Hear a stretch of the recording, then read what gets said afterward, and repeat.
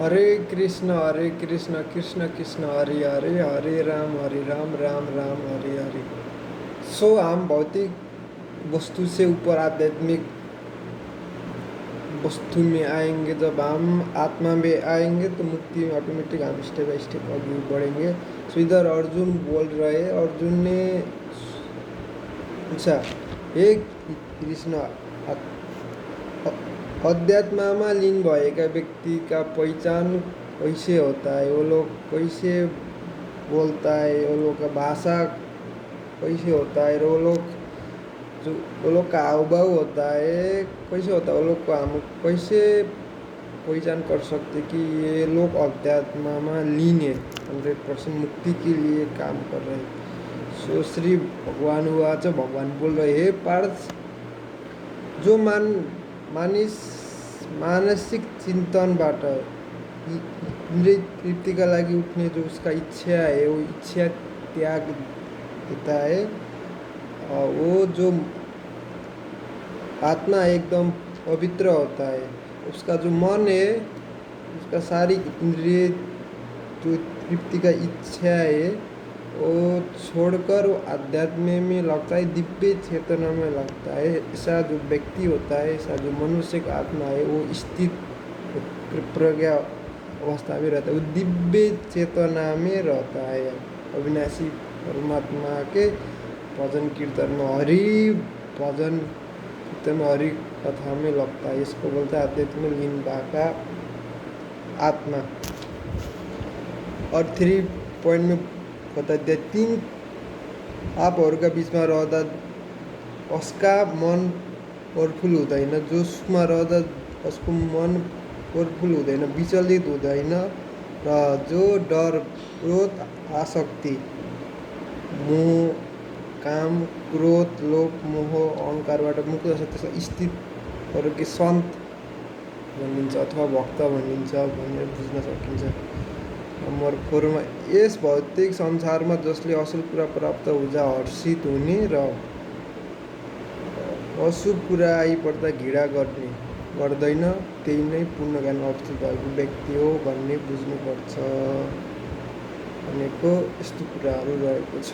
अध्यात्ममा लीन भएको व्यक्ति जो अलरेडी परम शान्ति, परम आनन्द, जो यो भौतिक शरीर छाडेपछि जो आत्माले परम शान्ति पाउँछ, परम आनन्द, त्यो अटोमेटिक उसले भन्छ परम शान्ति। जो मुक्ति, जो मुक्त आत्मा हुन्छ वो अलरेडी आध्यात्मिक शरीरमा जब जान्छ गोलोक वृन्दावनमा, सो उसले जो त्यहाँ पाउने जो आध्यात्मिक दिव्य चेतना, वो ऑटोमेटिक पृथ्वी लोक में हुए वो महसूस कर सकता है वो आत्मा। उसके लिए वो जीवन भर भक्ति करना पड़ेगा श्री कृष्ण का, तभी वो महसूस कर सकता है। नंबर 6 में बता दिया, जिस प्रकार कछुआ अपने अंगों के संकुच करने खोल के भीतर कर लेता है, उसी तरह जो मनुष्य अपनी इंद्रिय को इंद्रिय विषय से खींच कर लेता है, वो पूर्ण चेतना में हृदयपूर्वक स्थित होता है। जो कर्म इंद्रिय ज्ञानेन्द्रिय, तो इंद्रिय का विषय होता है ना, इंद्रिय तृप्ति, भोग विलास, काम वासना, वो जो इंद्रिय होता है उसको वापस खींचकर दिव्य चेतना में लगाता है ना। हरि कथा, भागवत कथा, भागवत को कथा में लगाता है, उसको बोलता है पूर्वक दिव्य चेतना में वो आत्मा है। नंबर 7 बताते, देहधारी जीव इंद्रिय भोग से भले ही निवृत्त हो जाए पर उसमें इंद्रिय भोग को इच्छा बनी रहती है, लेकिन उत्तम रस के अनुभव होने से ऐसे कार्य के बंद करने पर वो भक्ति में स्थिर होता है।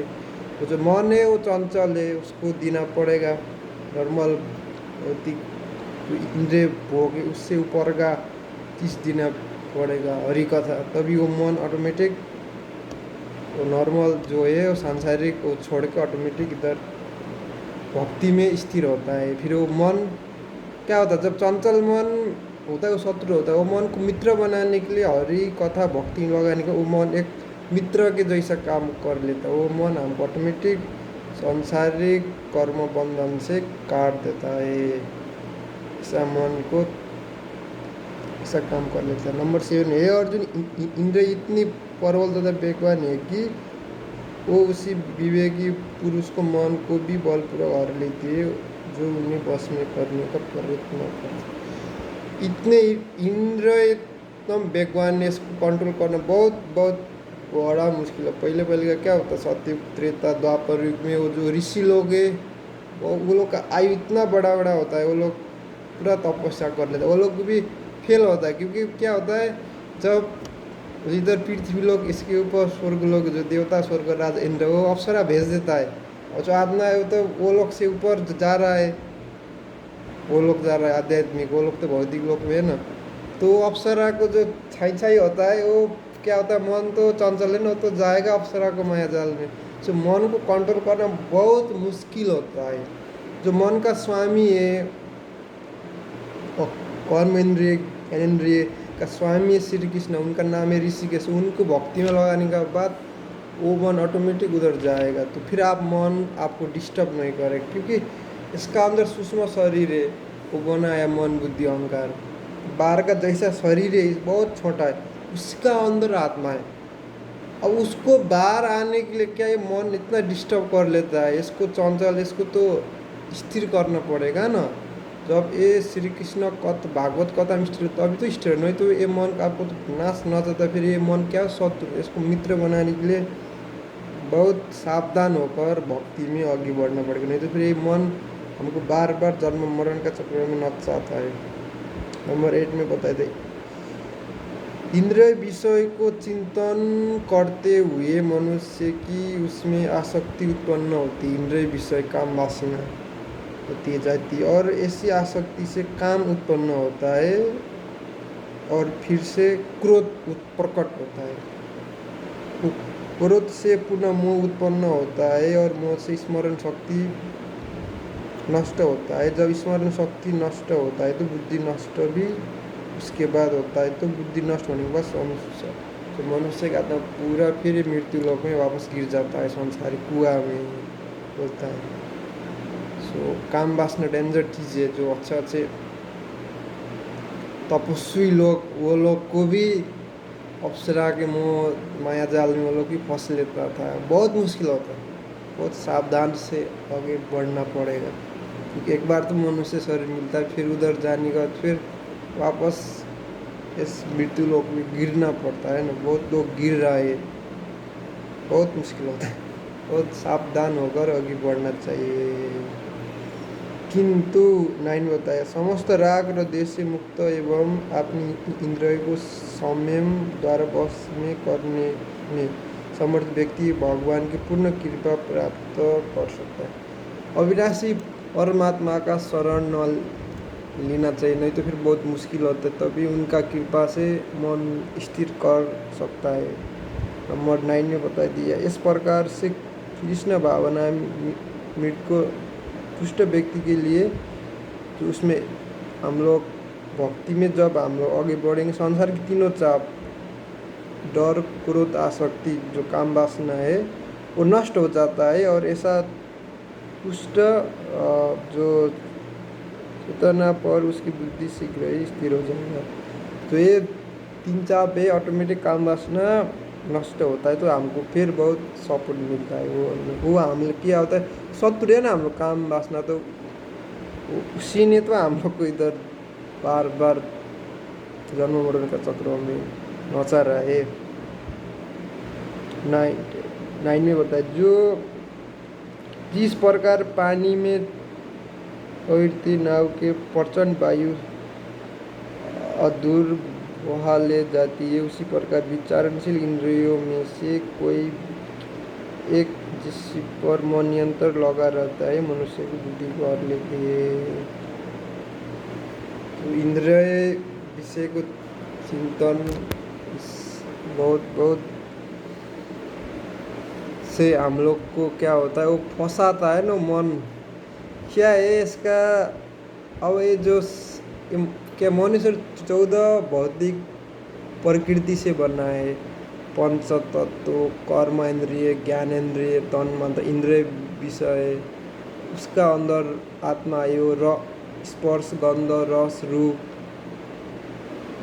ये बारह इंद्रिय है, कर्म इंद्रिय, इंद्रिय आँखा है, नाक है, मुख है, छाला है, ये सब कुछ है। अब ये आँखा है, इंद्रिय अच्छी चीज़ देखना चाहता है, कान अच्छा अच्छा सुनना चाहता है, मुख अच्छा अच्छा खाना चाहता है। सो ये जो क्या होता है, जो स्वाद है, हम तो बाहर का खा रहा है ना अब तक तो भजन कीर्तन भक्ति में हम लोग तो आया नहीं है। इसलिए हम लोग को बहुत मुश्किल होता है सांसारिक छोड़ के वापस कुछ त्याग करना पड़ेगा। बहुत लोग तो मानता भी नहीं। तो मुश्किल से कोई एक दुई इधर आ सकता है। किन्हें बता दिया, अतः ये महाबाहु, जिस पुरुष की इंद्रिय अपने अपने विषय से सब प्रकार से विरक्त होकर उसके वश में हो, उसका बुद्धि निसंदेह स्थिर।